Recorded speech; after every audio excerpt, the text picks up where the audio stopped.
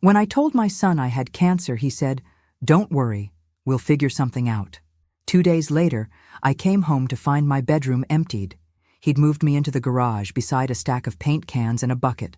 No apology, no explanation, just a space heater and silence. So I started recording everything, and I rewrote my will. Before we start, don't forget to like this video, comment where you're watching from, and hit that subscribe button so you never miss a story like this. I didn't cry when they told me it was cancer. I just nodded, folded the paper, and said, "Thank you," like I was paying a bill. I waited until I got to the car before I let myself feel anything. And even then, it wasn't fear. It was shame. I didn't want to be a burden. I've always handled things on my own. But this time, I didn't have that option. So I told my son, Derek. I sat him down, showed him the diagnosis, explained what the doctor said. Stage 3 colon cancer. I remember he blinked twice, rubbed the back of his neck, and said, "That's a lot, Mom." Then he stood up, grabbed a soda from the fridge, and asked if I wanted one. That was it. I told him I'd need to be near the YA hospital for treatments, and he said of course I could stay, that it was my house too, even though I'd signed it over to him 2 years ago when I thought he needed help getting approved for a business loan. 2 days later, when I got home from a blood test, I found the guest bedroom empty. The furniture was stacked in the hallway, and all my things were gone. Derek came out of the kitchen and said, "Hey, I've been thinking, we need to make the space a little more functional for Hannah. You know, her job's all remote now, and she's been having stress migraines. She really needs a quiet, stable area to work." Then he added, "I set you up in the garage for now, just so she can focus. It's just temporary." He said it, like he was doing me a favor, and I nodded. Like a fool, I nodded. I didn't want to make things tense between him and his fiancée. They were planning a wedding. I didn't want to be the reason for anything going wrong.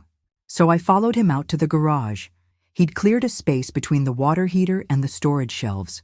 There was a cot, thin, low to the ground, and a stack of folded towels. He'd put a little space heater beside it and a 5-gallon ice bucket in the corner with a liner and a roll of toilet paper. He pointed at it and said, "I'll try to get something better soon. This is just for now." I nodded again. That night, I lay on the cot with my coat still zipped up and my shoes on, just staring at the ceiling. I didn't sleep. The light bulb flickered all night. Around 3 in the morning, I pulled the blanket over my head because the wind outside was slipping under the garage door.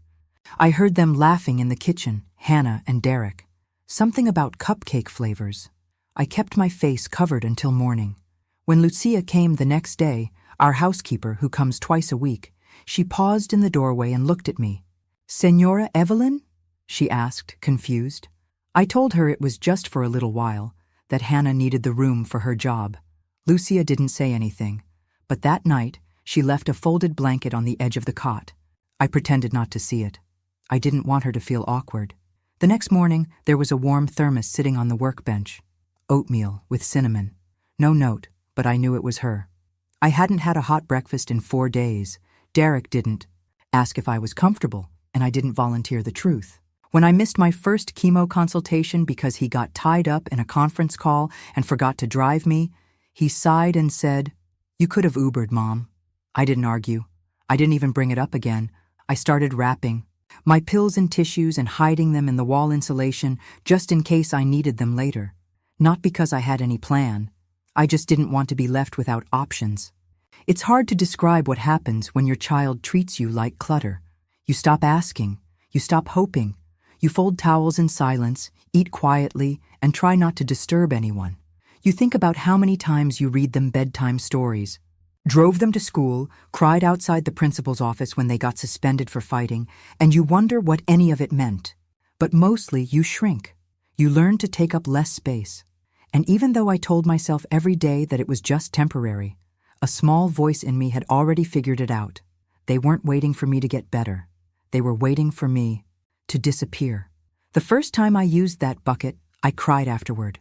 Not because of the act itself, but because I realized how quickly I'd accepted it.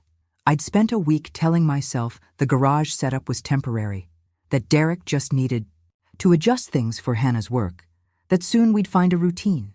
But the truth settled fast. Nobody came to check on me, not even once. The light bulb above my cot buzzed constantly, the kind of sound that drills into your brain when the rest of the room is too quiet. The cot creaked if I moved even slightly, and the space heater shut off if I tried to plug in anything else. One night, I boiled water on a portable burner Lucia had brought me just to make tea, and it tripped the breaker. The entire garage went dark. I sat there in silence, listening to Derek curse from inside the house, then the sound of him resetting the fuse box without ever opening the door to ask if I was okay. He didn't even knock. That same week, he held a small dinner party. I only knew because I heard Hannah laughing through the wall and the smell of lasagna filling the garage. No one thought to bring me a plate. I ate a peanut butter sandwich and drank tap water out of a cracked mug. I told myself it was fine, that it wasn't a big deal. But when I went to take a shower the next morning, the door to the hallway bathroom was locked. Derek told me, from the kitchen without turning around, that it was probably best if I used the hose in the backyard going forward. Said it would be less disruptive for everyone. I stared at him for a full 10 seconds, waiting for the punchline, but he just kept stirring his coffee. So I nodded. Again. That night, I hosed myself off behind the garage at 10 p.m., wearing an old nightgown, praying none of the neighbors saw. The cold bit into my skin, and I cried again, this time in full, shoulders shaking, face buried in the towel Lucia had left for me 2 days earlier. I didn't tell anyone. I didn't even tell Lucia, but I noticed she started staying longer during her visits. She'd wipe down surfaces that didn't need cleaning and remop the same floor twice, and she'd always glance toward the garage before she left, like she was waiting for me to say something. I didn't. Not yet. But one day she asked if I had gone to my second chemo session. I lied and said yes, even though I hadn't. Derek forgot to put it on his calendar, and I didn't remind him. I told the clinic I was too sick to make it. I think I just couldn't bear the ride over with him pretending we were fine. The shame was starting to settle in my bones like the cold from the concrete floor. Even my body was reacting. My skin broke out in a rash from the constant dampness, and the joints in my fingers ached from curling up at night, trying to stay warm. I started keeping a little notebook hidden behind a stack of old board games where I wrote down everything. The missed appointment, the use the hose comment, the cold meals, the way Derek once told Hannah I was adjusting well to her new space, as if I were a pet. I didn't know what I planned to do with it. I just needed proof for myself that I wasn't imagining things, that I wasn't going crazy, that I hadn't somehow deserved this. Lucia was the only person who ever looked me in the eye anymore. She never pried, never pushed, but she kept showing up with small kindnesses, socks, a fresh thermos of broth, a bar of real soap, the kind that smells like something. I began to wonder why someone I paid by the hour treated me more like family than my own child. I wondered when exactly Derek had decided I was a nuisance. Was it after Dad died? After I co-signed the house? Or had it always been there, buried under politeness? I replayed every birthday, every school event, every argument. I remembered holding him through fevers, defending him when he got expelled from 10th grade, and working overtime just to buy him a used car so he wouldn't feel ashamed around his friends. Now I was the one being hidden, and not even in a facility or a home, just in a converted storage space, next to paint cans and broken tools, like a seasonal decoration they couldn't quite throw away yet. I kept telling myself that if I could just get through the winter, maybe things would change, maybe the treatments would work, maybe Hannah would see through the lies. But that hope got smaller every day. And still, I said nothing, because I didn't want to be a problem, because I still loved my son, and because part of me hadn't yet accepted what the rest of me already knew. I wasn't staying in the garage temporarily. I lived there now.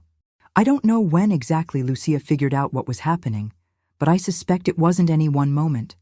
It was all the small things adding up.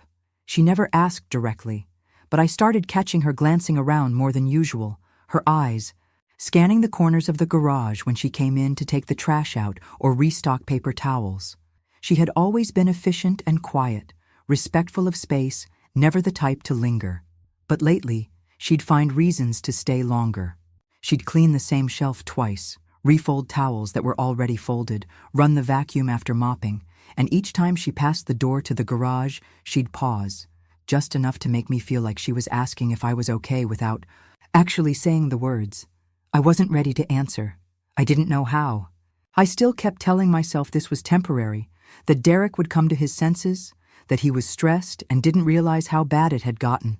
But even I didn't believe it anymore.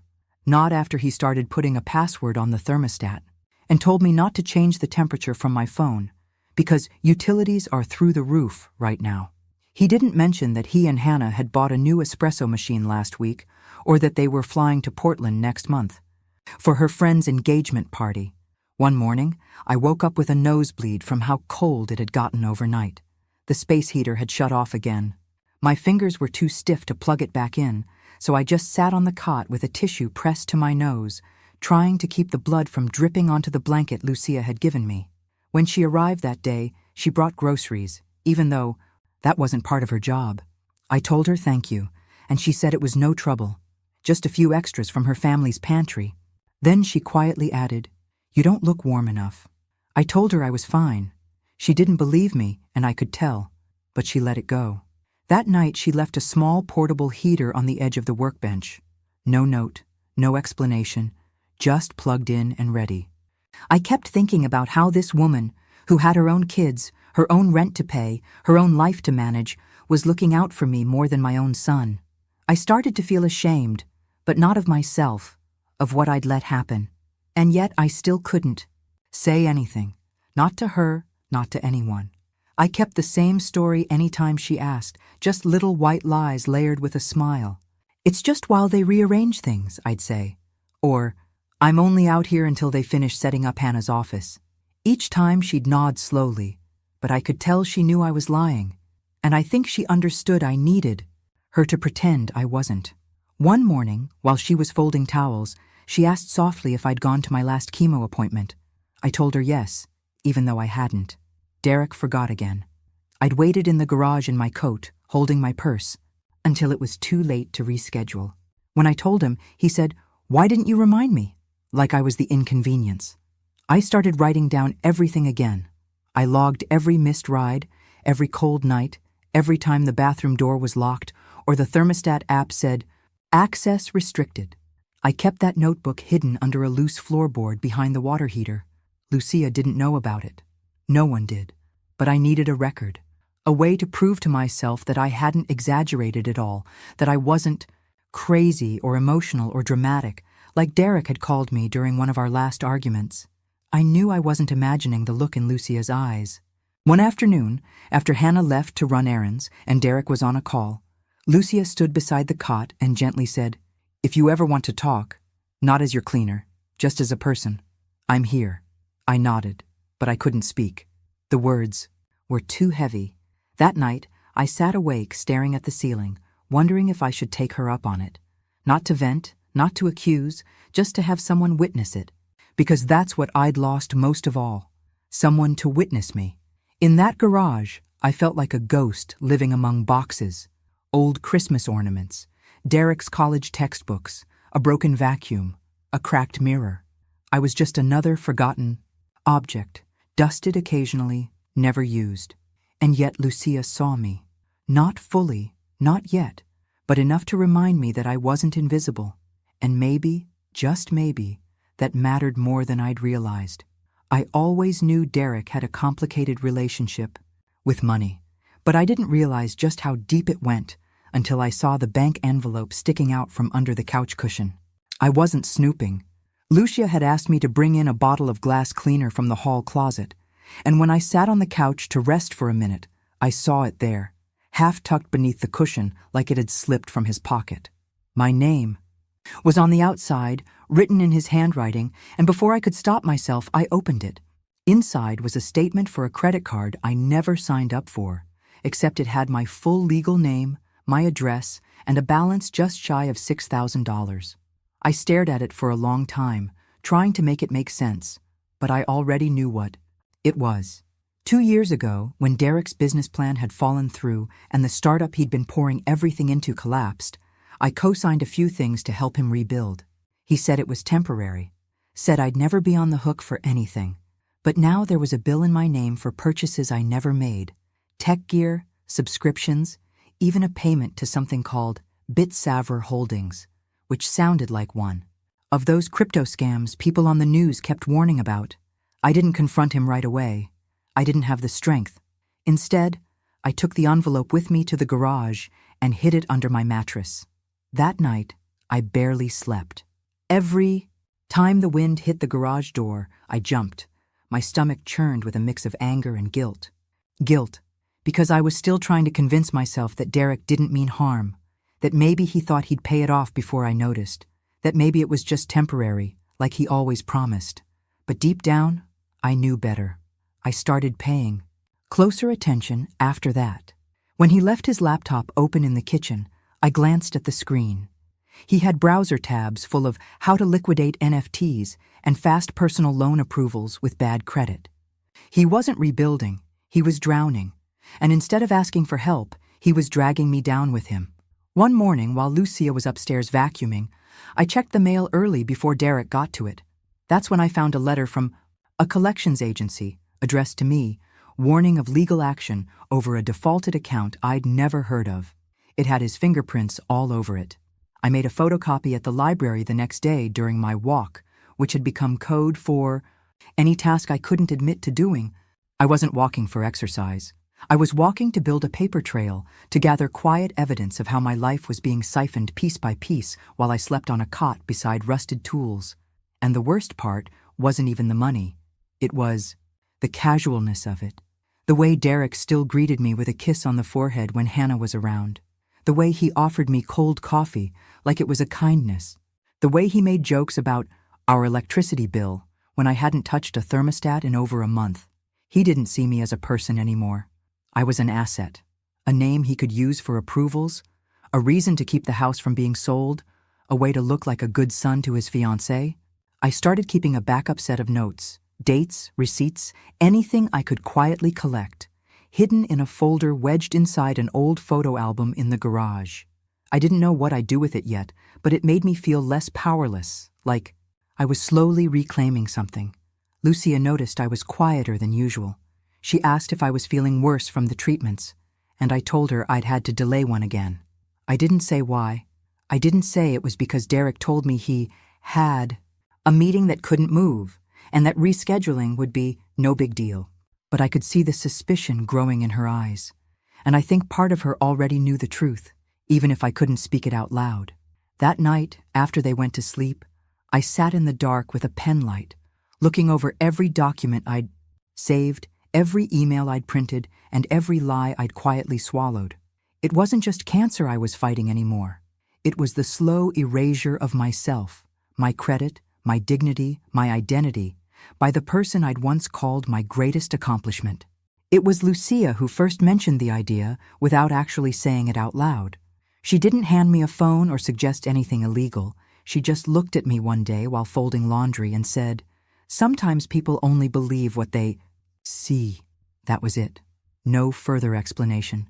But I knew what she meant. And for the next 2 days, I thought about it constantly. I wasn't looking for revenge. I wasn't even sure what I was looking for. But something inside me had shifted. I didn't trust words anymore. Not Derek's, not my own when I said I was okay. Not even Hannah's polite small talk when she passed me in the hallway like I was a guest. I needed something solid, something I could hold in my hand and say, "This happened." So, when Lucia quietly left her old Android phone on the workbench the following Friday, I didn't ask any questions. She didn't say a word, just gave me a slight nod before she left. And that night, I tucked it into a pile of old towels on the garage shelf, hit record, and let it run. I didn't know what it would catch or how long the battery would last, but I figured even one clip was better than nothing. The first night, it recorded nothing but me coughing and the sound of the garage door creaking in the wind.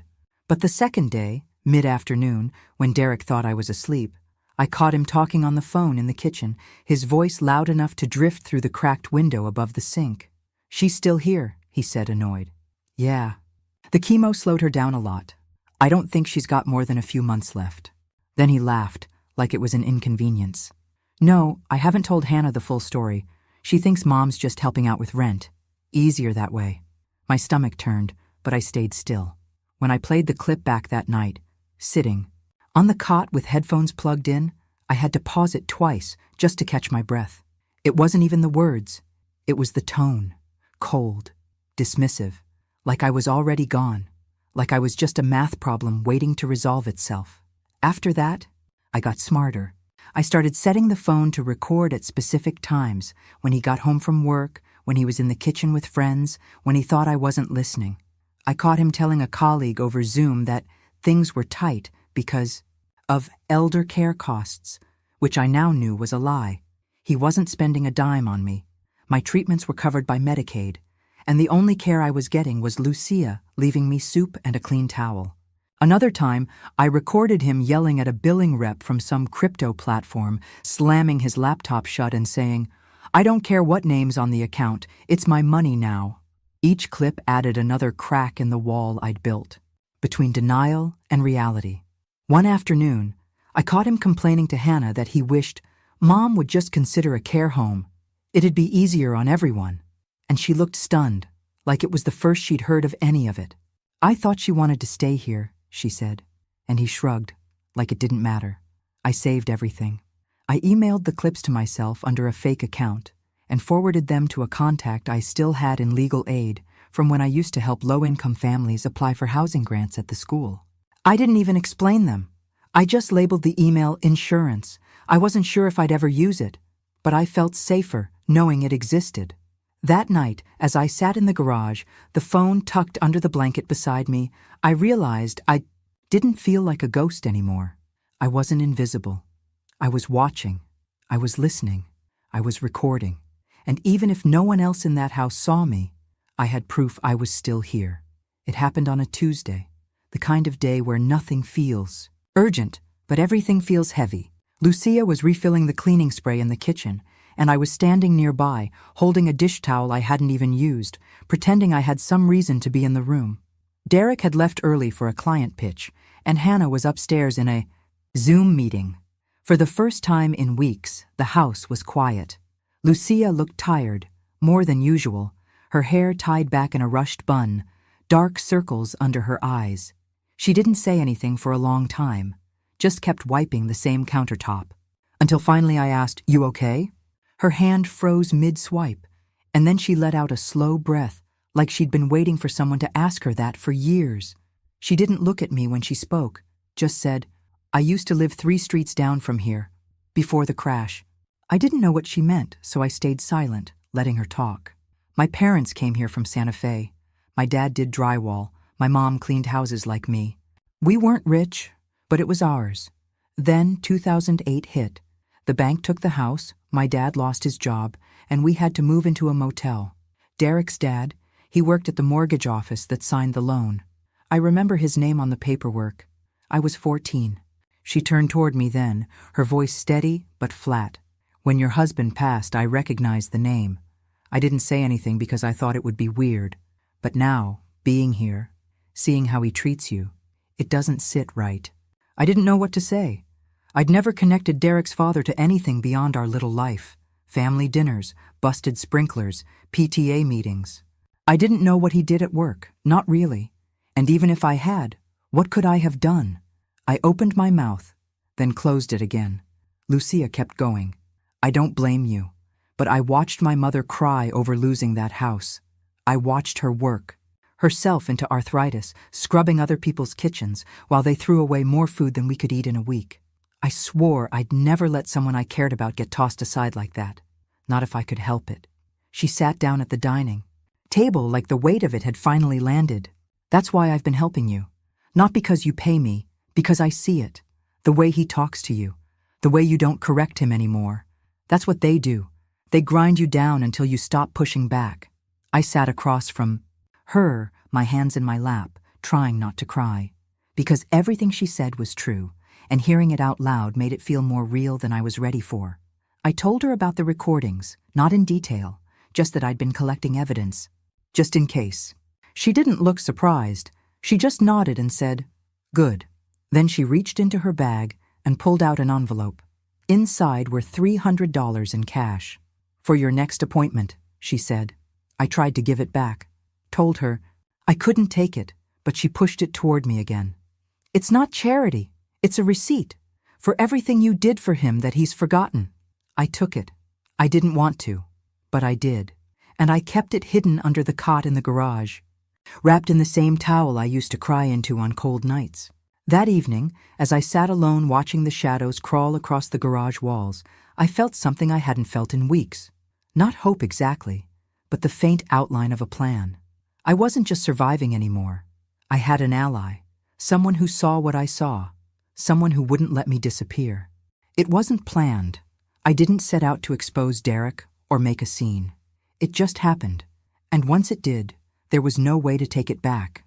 It was a Saturday morning, warm enough that I opened the garage door for air, just a crack, barely enough to let the light in.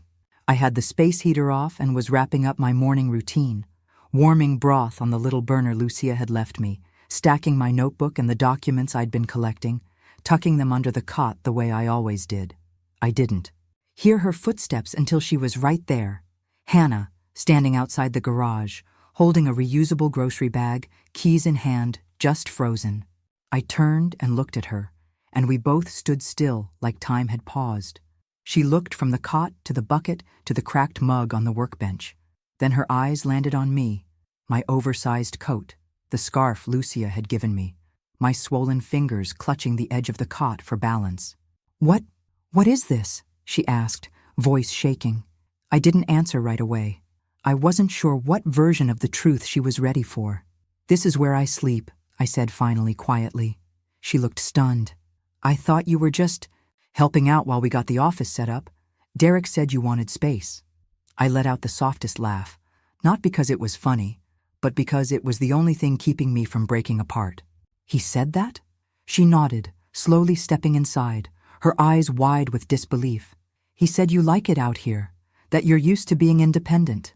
She looked around again, and I saw it, the shift in her face when realization set in. The towels stacked beside the cot, the cracked plastic bucket in the corner, the old food containers rinsed and reused. "Have you been living out here this whole time?" she asked. "Since February," I said. "Since I started treatment." She didn't say anything for a long time, just stood there, holding the bag like she'd forgotten what she was doing. Then quietly she said, "He told me you didn't want visitors at the hospital, that you were handling it on your own." I felt the heat rise in my chest, not anger, just the pain of how easy it was to lie about me, how simple it was to erase me from the narrative. "I never asked him to say that," I told her. "I've missed 3 appointments because he was too busy.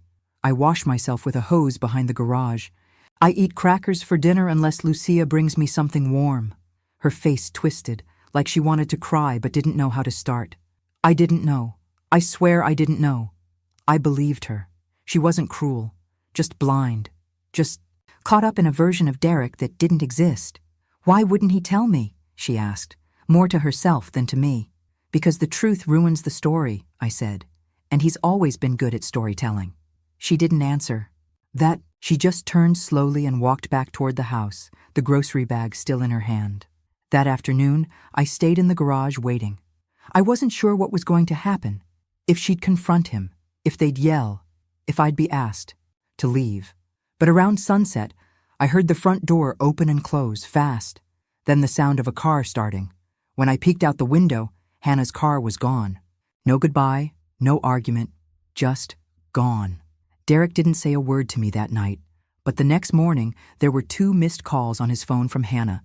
I know because he left it on the kitchen counter, screen up, tension in his shoulders, as he scrubbed the sink for no reason. He knew, and now I knew something else, too, that it wasn't just me who saw him clearly anymore. The Monday after Hannah left, I walked to the library to print out a copy of my old will. I didn't tell Derek where I was going, just said I had an early appointment downtown, and he barely looked up from his laptop. He didn't ask what kind of appointment or if I needed a ride, just mumbled something about parking being awful near the courthouse and went back to whatever spreadsheet he was pretending to work on. I'd made the original will back when my husband passed, left everything to Derek because back then, it still felt like he would grow into the kind of man who could carry that responsibility with care. But that man never showed up, and I wasn't going to leave behind a trail of documents that made the same mistake I did when I signed the house over. At the library, I used one of the public computers, hands shaking slightly as I filled out a new template I'd found through the legal aid site. Lucia had helped me scan and email copies of everything I'd been collecting: recordings, financial notices, appointment logs, even the picture she'd taken of the bucket in the garage when I was too tired to keep defending the setup. I'd attached them to a folder I labeled "For Court If Needed" and stored a backup on a thumb drive hidden inside an old vitamin bottle near the back wall of the garage. At the legal office, I sat down with a woman named Cheryl, who reviewed everything carefully without judgment. She was quiet, kind, asked only necessary questions, and made sure every section of the new document reflected my exact wishes. I named Lucia as the executor, not because I wanted to burden her, but because I trusted her to do what was right, not just legally, but morally. I added a clause that stated Derek was not to contest the will under any circumstance unless he could provide written proof of 6 consecutive months of full-time caregiving and financial support, which we both knew didn't exist. Cheryl reviewed it twice, then asked if I had someone to serve as a witness. I nodded and gave her Ted Marlowe's number, my neighbor, the only person outside Lucia who'd noticed how little I came inside the house these days. He came, no questions asked, signed his name, and gave me a look that said he understood more than I thought. "You're doing the right thing," he said quietly, and for the first time in months, I believed it. That night, I didn't sleep. Not because I was scared, but because the weight of finally standing up for myself had settled into my bones, and my body didn't quite know what to do with it yet. I kept hearing Derek's voice in my head. "You don't have to worry about all that stuff, Mom. I've got it handled." And it made me sick to think of how many times I'd nodded along. I didn't tell him about the new will. Not yet. There was no reason to show my cards early, but I tucked a signed copy into my notebook, updated the email folder, and wrote a short, simple note that I planned to leave in the mail if anything happened to me suddenly. I made sure the truth outlived me. I wasn't trying to punish Derek. I just wasn't going to reward him, and I wasn't afraid of dying anymore. But I was terrified of being remembered the way he wanted to frame me: weak, dependent, invisible. I wanted to leave something behind. That said, I saw what happened, and I didn't let it end there. Even if no one else ever read the will, I had, and that meant he wouldn't be the last word on my life. The first sign that Derek knew something was wrong came 3 days after Hannah left. He stopped talking to me completely. No more fake pleasantries or check-ins, just silence, like I was a tenant he regretted renting to. The espresso machine disappeared from the kitchen counter, and so did the framed photos of the 2 of them on the hallway shelf. I saw him pacing the backyard at night, talking loudly on the phone to someone he kept calling Ty, arguing about reputational risk and whether they could still secure funding. I didn't have to eavesdrop to figure out the rest. Hannah had told someone, and that someone had told more people. The silence in the house turned sharp. Derek started slamming cabinet doors and leaving the fridge open like he was daring someone to call him out. Then he stopped going to work. At first, he said he was pivoting to freelance consulting, but the truth slipped out when I overheard him on the phone with his bank, begging for an extension on his overdraft protection. He still hadn't confronted me, not directly, but he must have seen the shift.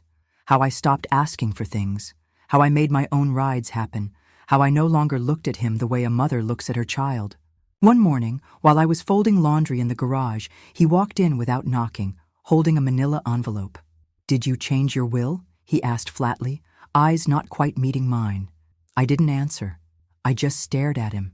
"Because if you did, you should know that I've been handling things, covering expenses, keeping the house running." I let the silence stretch long enough for him to feel it. Then I said, "You've been using my name to cover your crypto debt and missed appointments that you never drove me to. So no, you haven't been handling anything." He blinked like I'd slapped him. For the first time in months, he looked unsettled. "You've been talking to people," he said. "You've been documenting things?"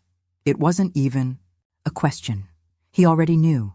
"There's nothing to contest," I told him. "Unless you have proof of care, real care, 6 months' worth. Do you?" He didn't answer. He just turned and walked out, fast, his footsteps uneven, like he'd just learned how fragile his little world really was. That night, I heard him crying through the wall. It wasn't loud or theatrical, just a low, pathetic sobbing, the kind a child makes when he's lost in a store and realizes no one's coming back for him. The next day, Lucia arrived early and told me someone from legal aid had called her to verify a few statements. She asked if I was ready. I said yes. She handed me a sealed envelope with her signed affidavit inside. I thanked her and added it to the folder. Derek must have seen her leave because he followed her car with his eyes all the way down the street. That night, he tried again, knocked on the garage door like a guest and asked if we could talk.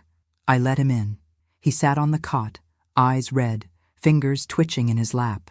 "I messed up," he said, "but I've been under pressure. You have no idea what it's like trying to hold everything together." I didn't respond. He kept going. "The house is in my name, but I know that doesn't make it mine." "Not really. I panicked. And when Hannah left, it all kind of collapsed at once." He looked at me, really looked at me, waiting for some sign that I'd soften. But I didn't. I wasn't angry anymore. Just done. "I'm not here to fix you," I said. "I already spent 30 years doing that. You're on your own now." He left without slamming the door. Just quietly stepped back into the house, shoulders slumped, like he'd finally felt the weight of what he'd done land full on his chest. I didn't sleep that night, but it wasn't from fear. It was peace. Cold, unfamiliar, but real. For the first time since my diagnosis, I wasn't scared of what tomorrow would bring, because it wouldn't belong to him. The day I knew it was time, there was no big sign, no sudden decline, just a quiet moment in the mirror where I looked at myself and didn't flinch. My skin was pale and thin, my eyes sunken, but I looked present, aware, steady. Lucia arrived early that morning and drove me to the attorney's office downtown, where I signed the final documents: trust transfer, living will, hospice release forms. Everything was in order. I'd transferred ownership of the house into a living trust under Lucia's management, with strict instructions on how it was to be handled if I passed before the end of the year. I didn't leave it to her because I owed her. I left it to her because she earned it, because she showed up when no one else did, because she cared when it wasn't her job to. I didn't tell Derek. There was nothing left to say. He'd been spiraling in silence for weeks now. No more phone calls, no more fake apologies, just cold distance that suited us both. When I returned home that afternoon, I found a business. Card slipped under the garage door. It was from a real estate agent I used to know, someone I hadn't spoken to in years. Derek must have reached out, hoping to sell the house before I was legally out of the picture. I didn't react, just tucked the card into a drawer and finished packing the small bag I'd kept hidden behind the toolbox. A nurse from hospice came that evening and settled me into a care facility across town. Nothing fancy, just clean, quiet, and full of light.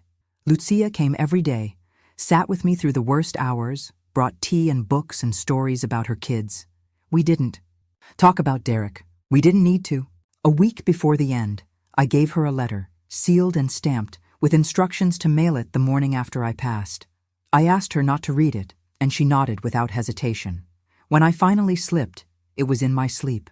No pain, no drama, just a quiet breath, and then nothing. Derek got the letter 2 days later, hand-delivered by mail. Inside was a copy of the trust documents, a short message in my handwriting. "The house belonged to someone who loved you. I hope one day you become someone who deserves it." I heard later that he tried to contest the will, claimed undue influence, emotional manipulation, whatever legal words he thought would make the court care. But the judge reviewed the folder: Lucia's affidavit, Ted's witness statement, the medical records, the audio clips. It wasn't a trial. It wasn't even close. The judge dismissed the challenge in less than an hour. Lucia got the keys the following week. She didn't sell the house. She moved her mother in, then turned the garage into a reading room. I like to think she left the blankets folded the same way I used to. Sometimes I wonder if Derek ever drives by, if he slows down and looks at the driveway, if he feels anything. Maybe, maybe not. It doesn't matter anymore, because this isn't his story, it's mine. And I ended it the way I wanted: heard, remembered, and finally, free. This story was submitted by Lucia Mendez, who cared for Evelyn in her final months. It is written entirely from Evelyn's point of view to preserve her voice and truth. While some details have been adapted for privacy, all major events are based on real experiences. That's it for today. What would you have done in her place? Drop your thoughts in the comments. I love reading what you all think. And hey, if this story hit you, check out these videos too. You won't want to miss them.